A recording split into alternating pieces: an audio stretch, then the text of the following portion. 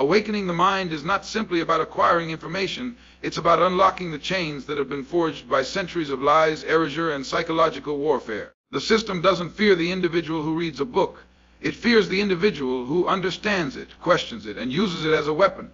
Ignorance has always been the silent partner of oppression, and that ignorance doesn't happen by accident. It's crafted, it's reinforced. It's taught in school books that start our history with slavery instead of royalty, scientists, warriors, and builders of empires. It's spoken through media that shows our pain but never our progress. It's passed down in laws that were never written with us in mind. The goal is not just to steal your land or your labor. It's to steal your sense of self. When the mind is asleep, it accepts anything. It bows before unjust authority. It repeats what it hears instead of asking why it's being said. It fears rebellion more than it fears submission. A sleeping mind can be controlled without chains. That's why they don't need to shackle your body anymore.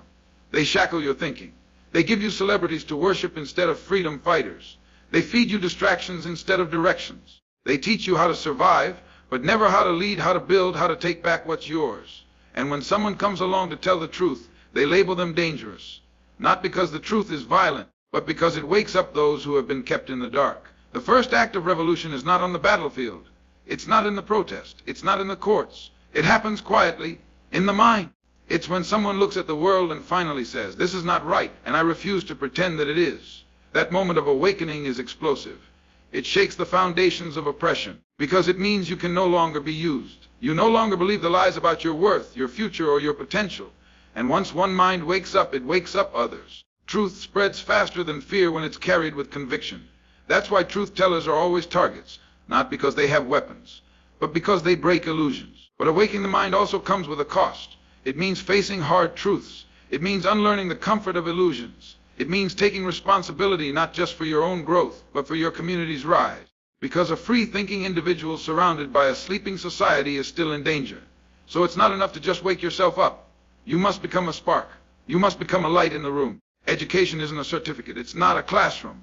It's the ability to see the system for what it is and move with wisdom through it, or dismantle it entirely. A truly educated person is dangerous to oppression, because they don't just see the game. They understand how to change it. This is why the message of mental awakening is more urgent than ever. When you open your mind to your history, your identity, and your power, you start to question everything they told you. You stop settling for less. You stop asking for scraps. You stop trying to fit into spaces that were never built for you. You start building your own, and that terrifies the system. Because once the mind is free, the body will follow. The hands will build, the voices will rise, the youth will no longer dream of escape. They will dream of leadership. This is why those who fight for mental liberation are called radicals, because they go to the root of the problem. They don't just treat the symptoms of injustice.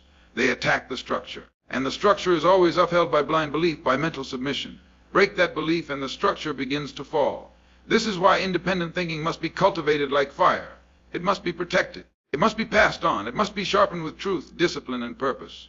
The mind, once awakened, never sleeps the same again. It sees through the lies. It rejects victimhood. It understands that your future is not something to beg for. It's something to claim. Awakening doesn't make you perfect. It makes you powerful.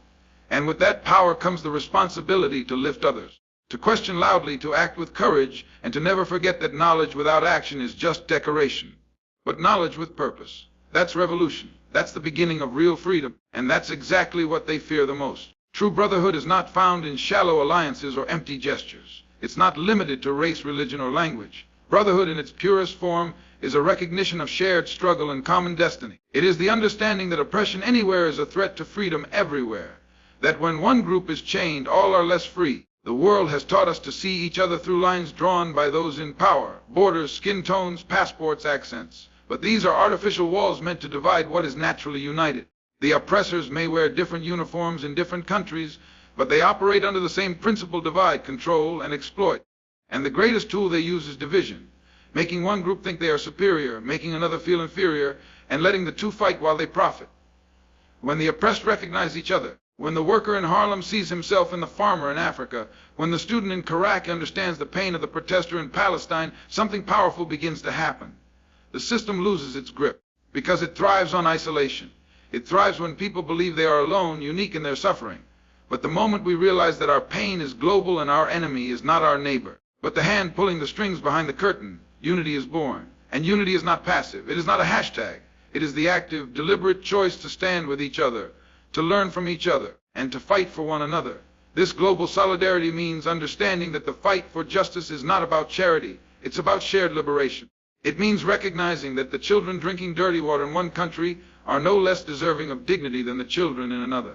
It means seeing the humanity in all people, not just those who look like you or speak like you, because the oppressor has always relied on our divisions to stay in power. They fear not just black unity or brown unity or indigenous unity. They fear united humanity. They fear the day when we stop being suspicious of each other and start being strategic with each other. When we link our hands, our voices, our stories.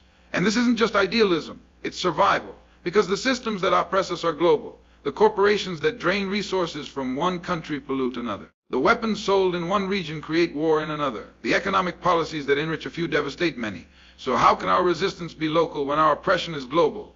We must connect the dots. We must see beyond flags and recognize the fabric of humanity that ties us all. The power structure already works together. They meet in rooms, sign deals, and pass laws that affect billions. Why should we be any less organized in our pursuit of justice? Real brotherhood means listening to each other's stories with respect. It means learning history from the mouths of those who lived it, not just those who wrote it. It means showing up, not just when it's convenient, not just when it trends, but when it matters. It means using your voice even when your tongue is trembling, because silence is not neutrality, it is betrayal. And solidarity is not always comfortable. It means confronting the prejudice within yourself, unlearning the lies you were taught, and recognizing that your liberation is tied to the liberation of others. This is the vision of a new world, not one where power is simply transferred, but one where power is shared, where wealth is not hoarded by a few but distributed so that all may live with dignity, where nations do not compete to dominate but collaborate to heal, where education empowers rather than indoctrinates, where borders do not block empathy, where brotherhood is not a slogan but a strategy. And that strategy must begin now. In our classrooms, our conversations, our homes, our streets. It must become a part of how we see the world and how we move through it. The future belongs not to the divided but to the united, not to those who build walls but to those who build bridges. If you want freedom for yourself, you must want it for others. If you want dignity, you must defend it for others. If you want peace, you must be willing to fight for the silenced voices across the ocean, not just across the street. Because justice is not a favor, it is a right. And rights are not given freely. They are claimed, demanded, protected together. This is the essence of true brotherhood. Seeing yourself in the face of the stranger, hearing your cry in their struggle, and knowing that until all are free, none of us truly are. Freedom is not handed down like a gift. It is not won by wishes or granted through kindness. Freedom is earned with discipline, with pain, with truth, and above all, with sacrifice. Every inch of liberty that people have ever tasted was first paid for by the courage of someone who was willing to risk everything. And truth is the match that lights that fire. But truth is dangerous in a world built on lies. When you speak truth, you disturb the comfortable, you challenge the systems that profit from silence, and you awaken those who were never meant to open their eyes. That is why truth-tellers are feared more than criminals. That is why, throughout history, those who speak the truth are silenced, punished, or killed. Not because they are wrong, but because they are right. And their words are fire. It takes courage to speak truth, especially when the price is high. It takes courage to look into the face of power and say, "You are wrong." It takes courage to be hated for standing on what is right. Cowards wait for permission. The brave move without it, because they understand that waiting only strengthens oppression. They know that silence is not safety, it is surrender. Those in power love silence. It keeps the oppressed docible, keeps injustice invisible, keeps blood off their hands. But when truth is spoken, loudly and clearly, it puts the system on trial. It forces the world to choose a side. And that is uncomfortable. That is dangerous. But that is necessary, and let it be known sacrifice is the heartbeat of any real movement. If you want change, you must be willing to lose comfort, popularity, even your life. History is built on the shoulders of those who were willing to lose everything for a vision they knew they might never see. They planted trees they would never sit under. They walked into fire so others could walk in light. Sacrifice is not weakness, it is power. Power to give without fear. Power to live with principle. Power to die standing, not live kneeling. Those who truly love justice are not afraid of sacrifice, they welcome it, because they understand that no victory worth having comes without loss. The world will not applaud you for telling the truth. It will test you, isolate you, accuse you, and try to break you. But that's when you must stand taller, not because you are unafraid, but because your cause is greater than your fear. Courage is not the absence of fear, it is the mastery of it. It is choosing to speak even when your voice shakes. It is walking alone, if necessary, because you refuse to betray what you know is right. There is honor in standing alone for truth. There is strength in being the first voice, because once that voice breaks the silence, others will find theirs. We must teach the next generation that freedom is not found in slogans or social media posts. It's found in action. That courage is not born in comfort. It's born in confrontation. That speaking the truth is not arrogance. It's obedience to a higher calling. The youth must know that they are not just inheritors of struggle. They are architects of change. They must be taught that their voice matters, their choices matter, and their willingness to sacrifice comfort for principle will shape the world they live in. The future is not waiting. It is watching. Watching who will stand, who will speak, and who will give. And even when the world tries to erase you, even when your truth is buried beneath noise, your sacrifice becomes seed. It grows. It spreads. It touches hearts you will never meet. Truth does not die. It multiplies. And the blood of the brave waters the tree of liberation. That is why even in death, the truth teller speaks louder than those who live in fear. That is why long after the bullets are fired or the names are forgotten, the message remains. It echoes in the streets, in the classrooms, in the hearts of the oppressed. Because truth never sleeps. It may be silenced for a moment, but it always rises again, stronger, louder, sharper.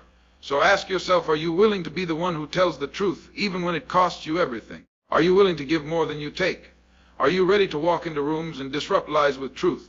Because the world does not change when the powerful get tired. It changes when the people get brave. And bravery is not a speech. It's a choice every day, every moment. To stand for what is right, even when it's hard. To risk everything for justice, even when it's lonely. To speak truth, even when no one claps. That is the path to real freedom, and only the courageous walk it.